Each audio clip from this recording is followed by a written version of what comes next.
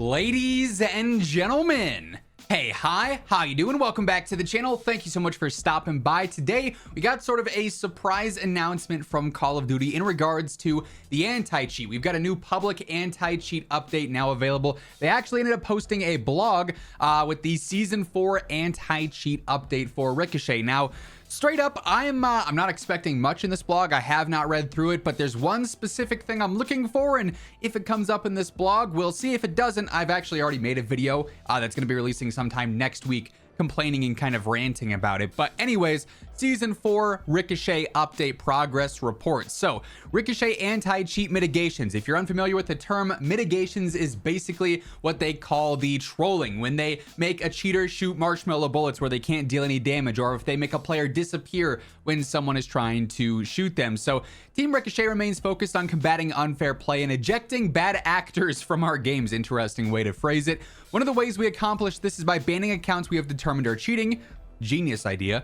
However, we have also outlined our use of mitigations and wanted to refresh the community on how and why those systems are used. And I feel like this is probably worth it because every time I talk about the anti-cheat, for one, yes, we know it's not perfect. It's far from being a great anti-cheat, but it's something. But I get a lot of questions saying, why are they, letting cheaters even play the game more? Why are they doing these mitigations and making enemies invisible or making them shoot marshmallow bullets? Why don't they just ban them? And anybody who gets those mitigations is getting banned, but from my understanding here, they use those mitigations to track data from those cheaters so that they can use that data to then counter the cheats in the future. Anyways, in some scenarios, Team Ricochet may choose to deploy in-game roadblocks we call mitigations. These are gameplay adjustments we make to constrain the gameplay experience of verified cheaters, such as taking away their weapons or making legitimate players invisible. Why do we do this? Cheating is big business, and the technology behind cheats is constantly evolving. Allowing cheaters to remain in the game in a mitigated state provides Ricochet with intel, keeping them occupied, and the data that they gather basically allows them to, better enhance the anti-cheat, as I was saying. So just sort of repeating that there. After we capture this info, cheaters are removed from matches and the accounts are permanently disabled. With mitigation data, our detections are doing a better job of protecting the game. In Modern Warfare 2, for example, we mitigate 4 players for every 1 report. That means on average, for every 1 cheater our community reports in-game, our detections also mitigate 3 accounts detected on cheating before they're able to impact. So that's actually kind of interesting data there. Active mitigation hallucinations. Hallucinations place decoy characters within the game that can only be detected by cheaters that have been specifically flagged. These false characters are undetectable by legitimate players, and they cannot impact a legit player's aim, progression, end of match stats, or overall experience, but serve to disorient cheaters in a variety of ways. Hallucinations can be deployed both as a method of mitigation for verified cheaters or in secret. So basically, they put in a fake player. So one of these players here is fake. As a mitigation, hallucinations look, move, and interact with the world like a real player. So they're using their AI technology is what they're doing. They are not AI, but a clone of an active user, but it's using their AI tech, I'm sure of it.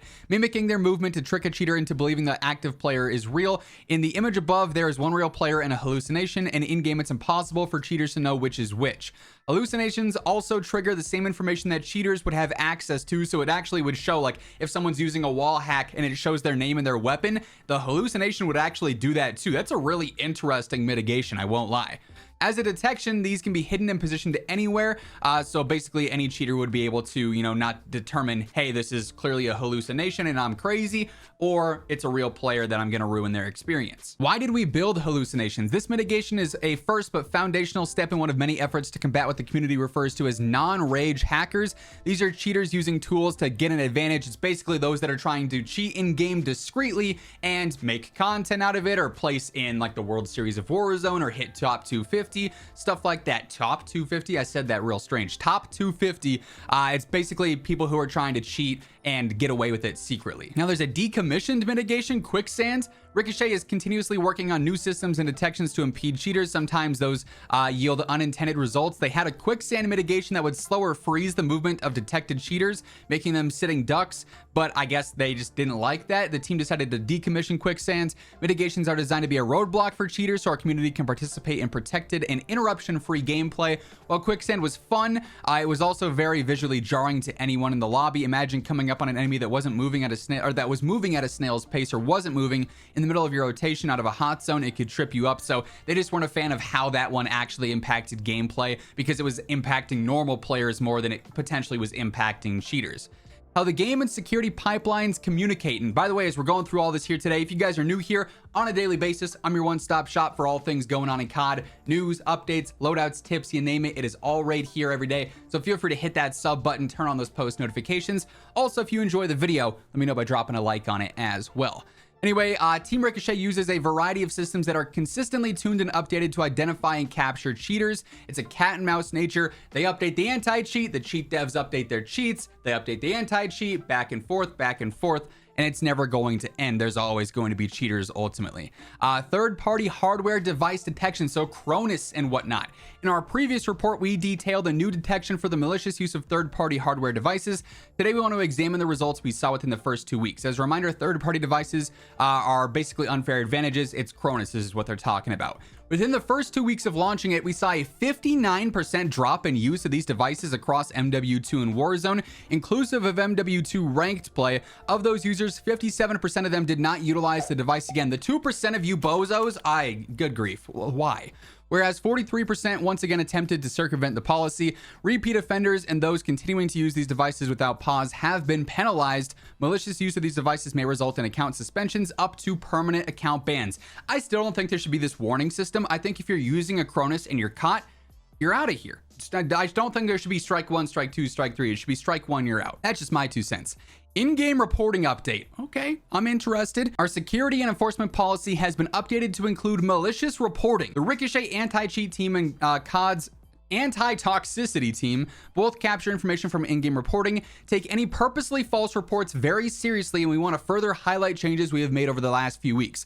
Malicious reporting has been added to the security policy. Knowingly submitting false reports or spam reporting legitimate players may lead to account penalties up to and include warnings for permanent suspension. So if you're just mad you got, absolutely destroyed and you try and spam report a person to get them banned, they're saying you could get in trouble for that now. I'm curious to see if they actually follow through on that, because that's a major problem with the shadowban system right now. And I'm not seeing anything based on that yet, so video next week is going to have me ranting in it.